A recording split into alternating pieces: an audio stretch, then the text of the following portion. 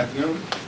House Democrats remain strongly opposed to the partisan Republican spending bill that will hurt families, hurt veterans, hurt seniors, and hurt the American people. It is a false choice that Donald Trump, Elon Musk, and House Republicans have been presenting between their reckless and partisan spending bill and a government shutdown. Why are we here right now in terms of the moment that is in front of us? It's because Donald Trump and House Republicans decided to walk away from the negotiating table when there were bipartisan conversations ongoing between House Democrats, House Republicans, Senate Democrats, and Senate Republicans in a manner consistent with the Bipartisan Fiscal Responsibility Act that was passed in May of 2023. Donald Trump ordered House Republicans to walk away from the negotiating table at the end of February. House Republicans then passed a partisan and reckless bill that cuts funding for health care, cuts funding for veterans, and cuts funding for nutritional assistance to children and families. It's an unacceptable, unconscionable, and un-American spending bill. That's why House Democrats remain strongly opposed.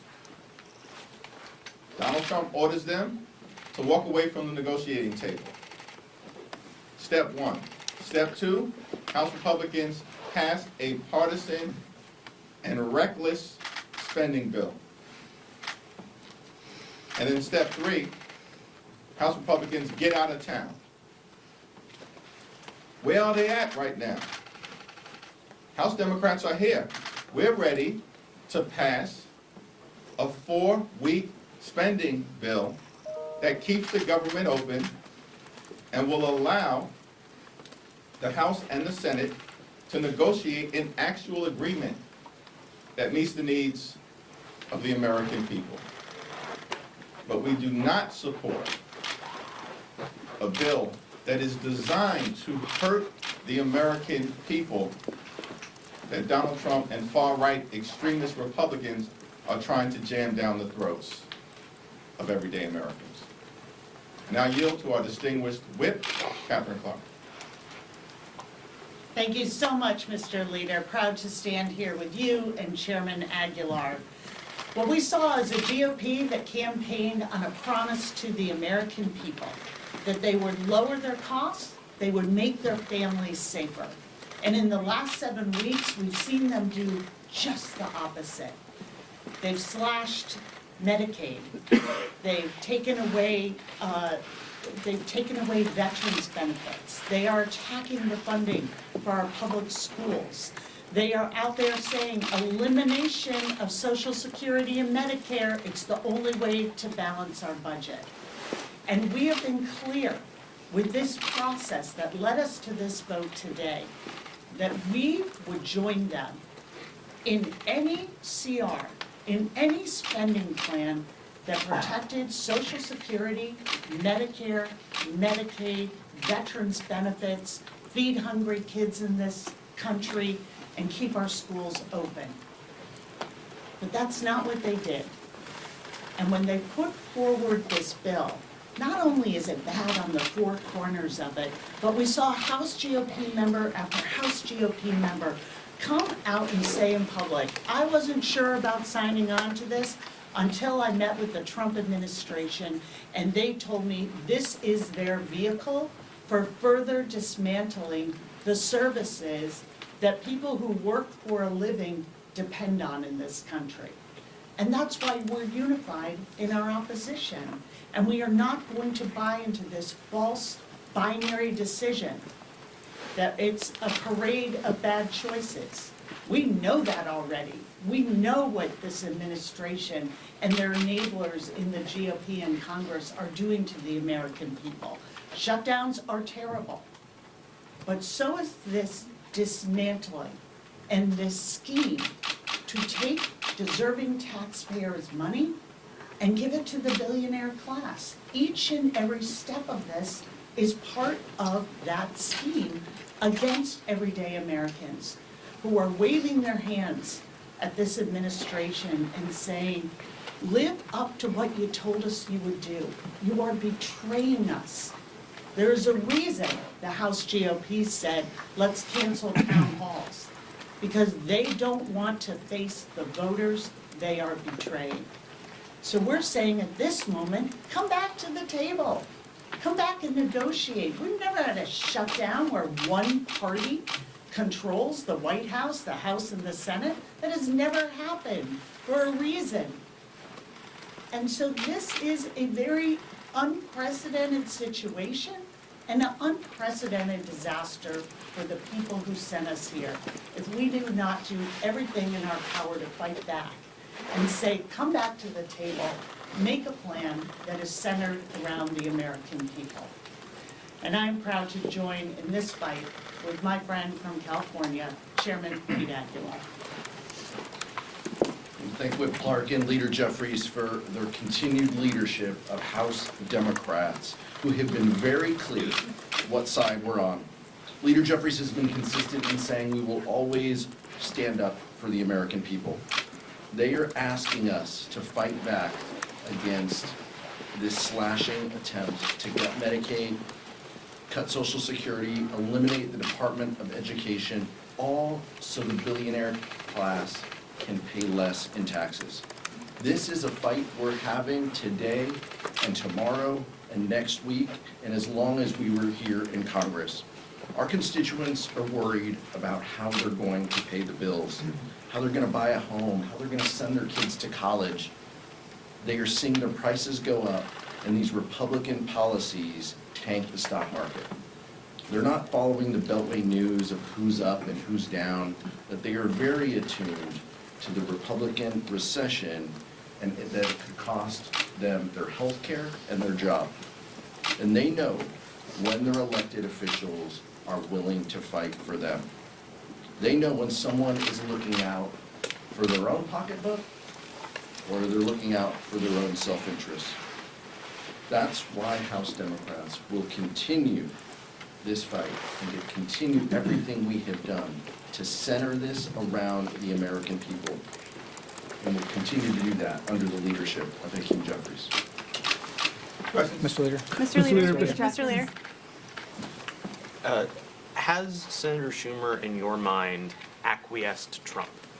That's a question that is best addressed by the Senate. The vote hasn't taken place yet, and the House Democratic position is very clear. We strongly oppose any efforts to cut the health care of the American people, veterans benefits, and nutritional assistance, all of which are in the partisan Republican bill.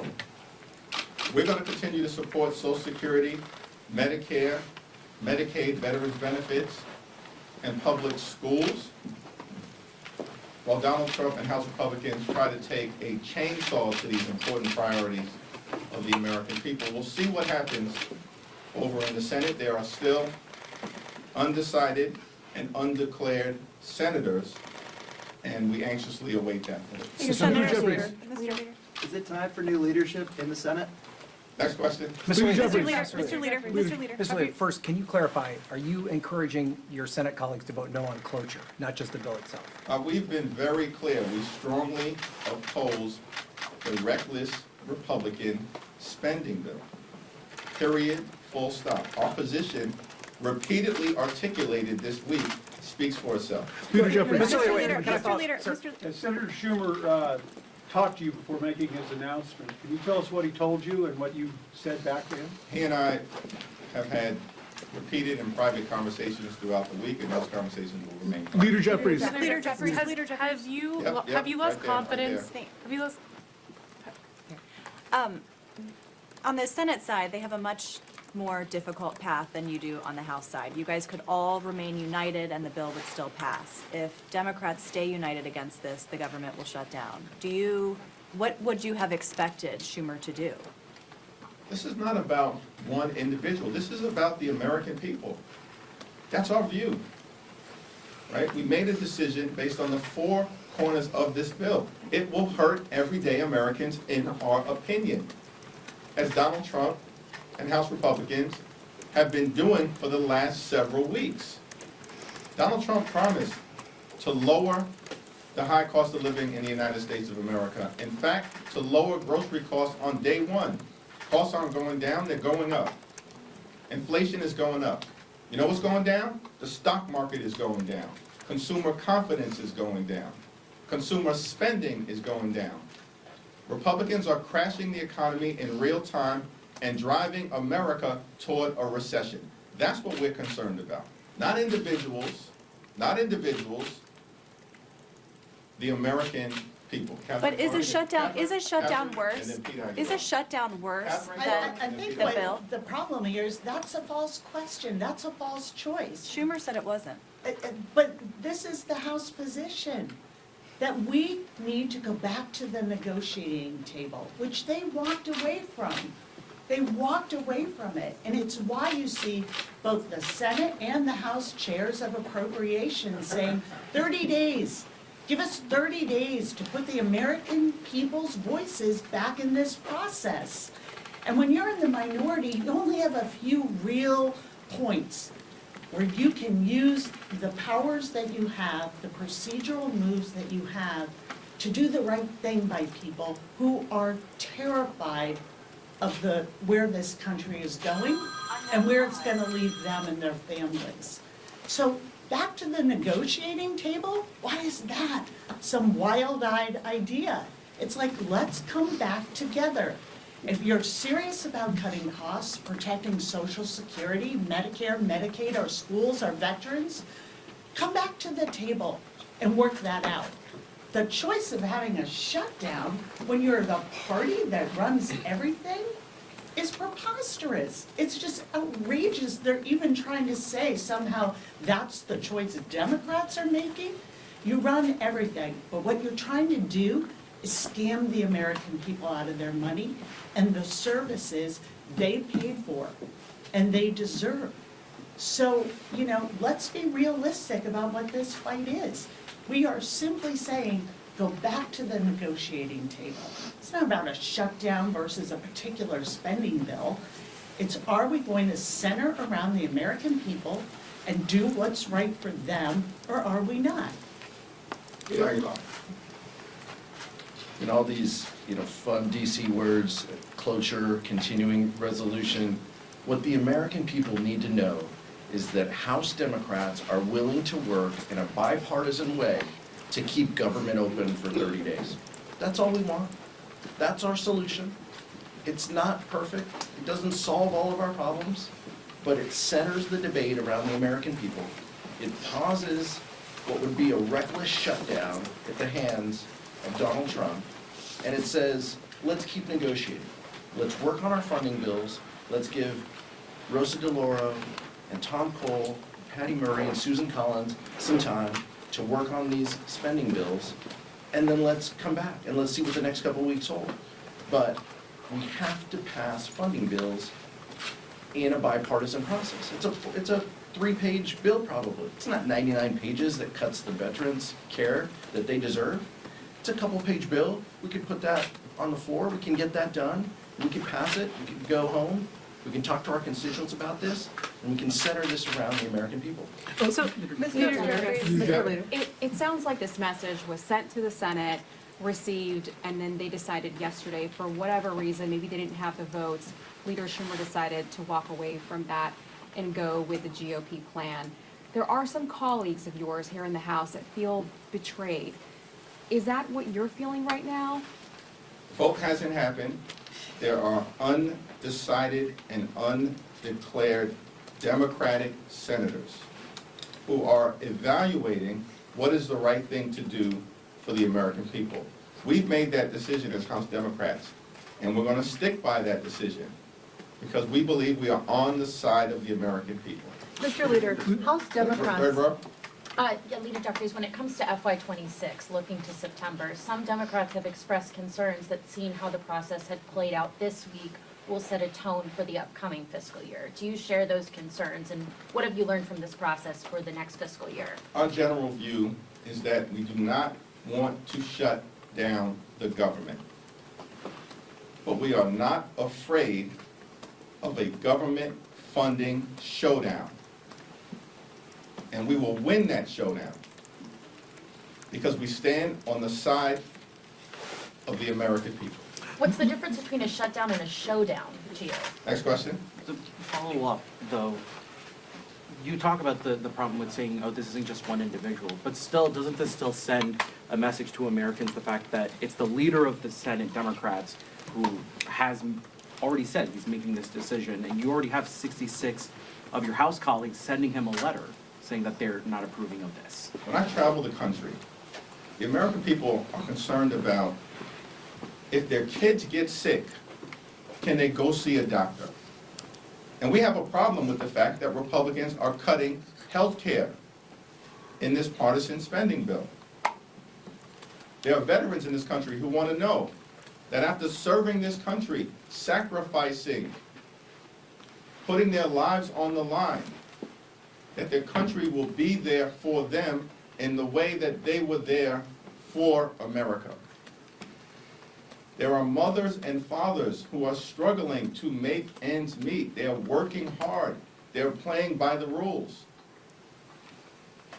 But they're not sure whether they can put food on the table day to day, week to week, month to month. And the Republicans in this bill, just like they're cutting veterans' benefits, are cutting nutritional assistance to children and families. That's what we have a problem with. The Republicans are hurting the American people. That's why House Democrats are strongly opposed to this bill.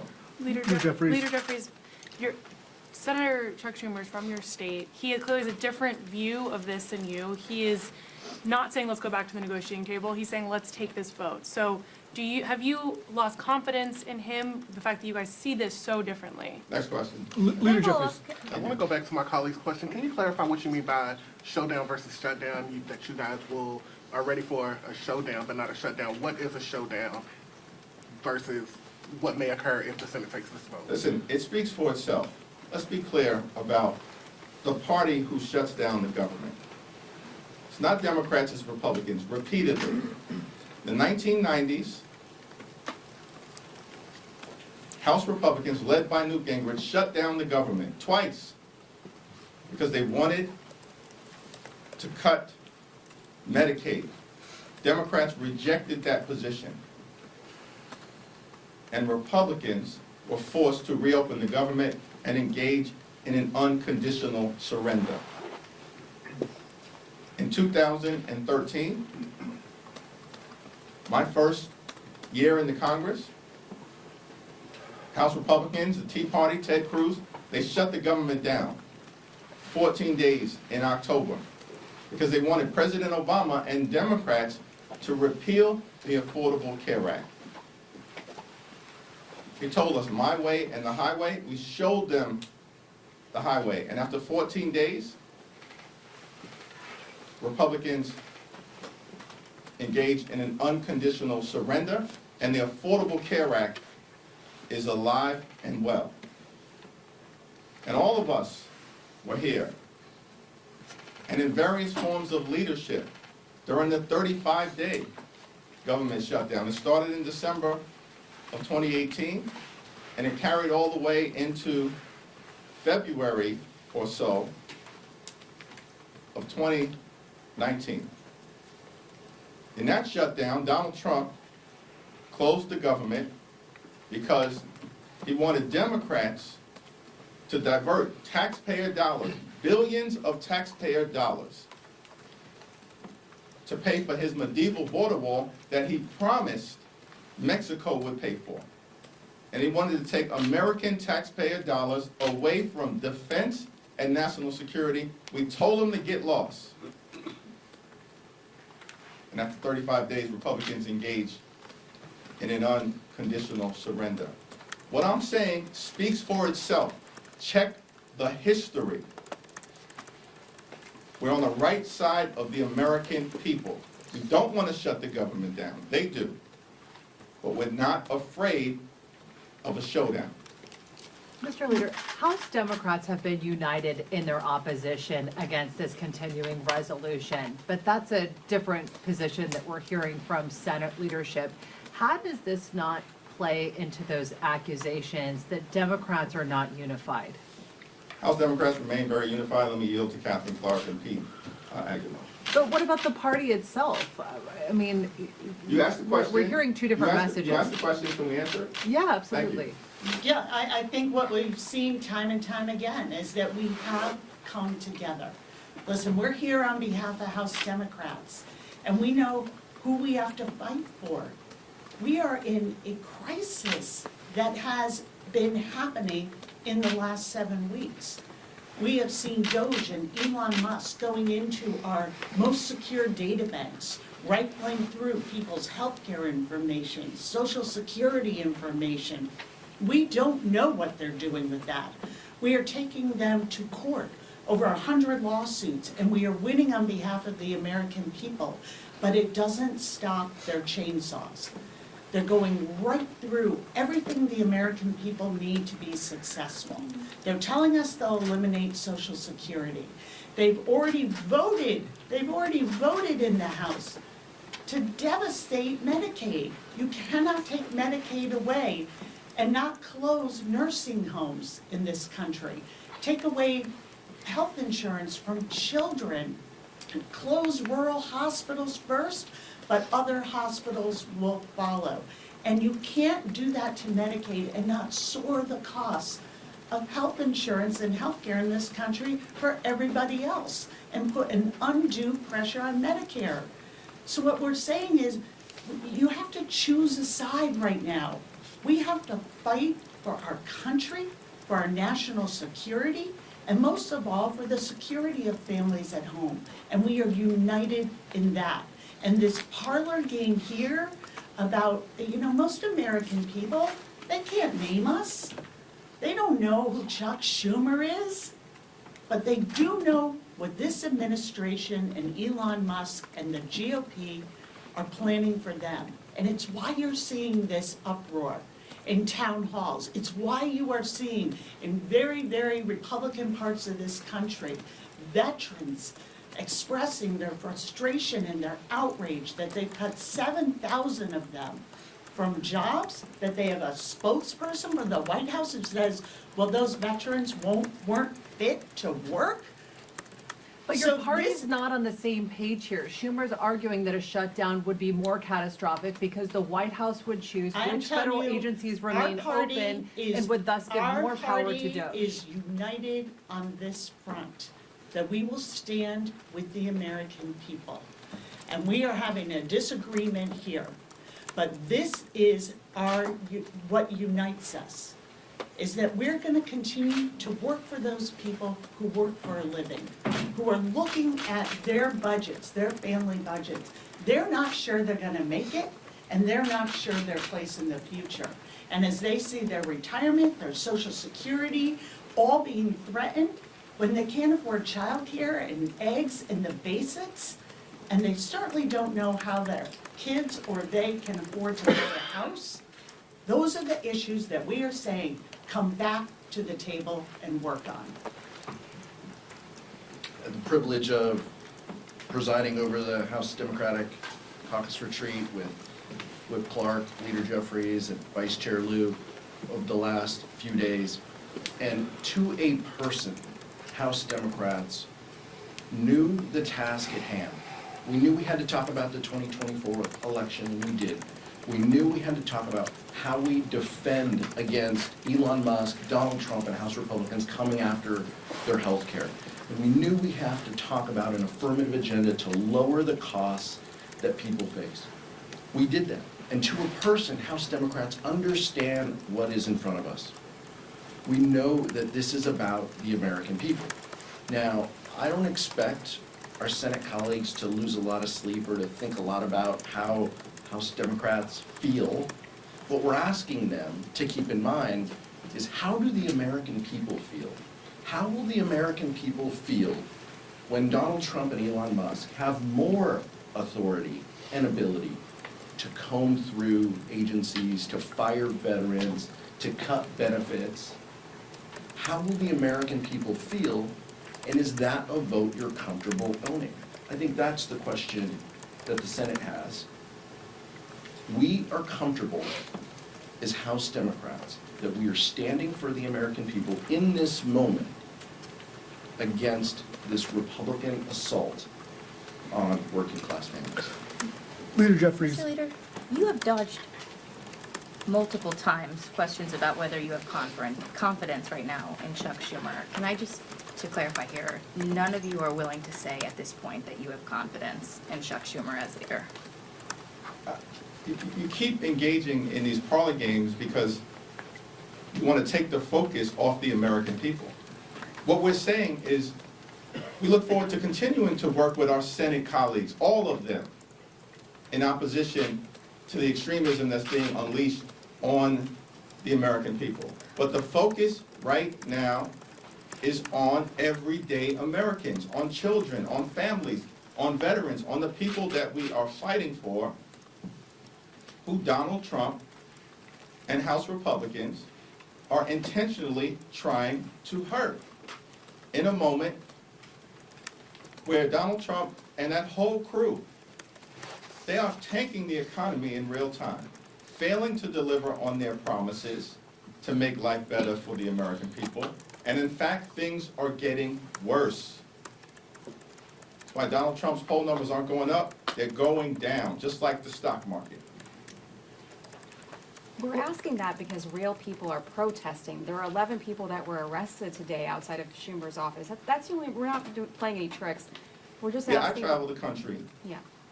I represent a district in Brooklyn. I'll be in that district in a few days. I'll be in church on Sunday. I'll be having events on Monday.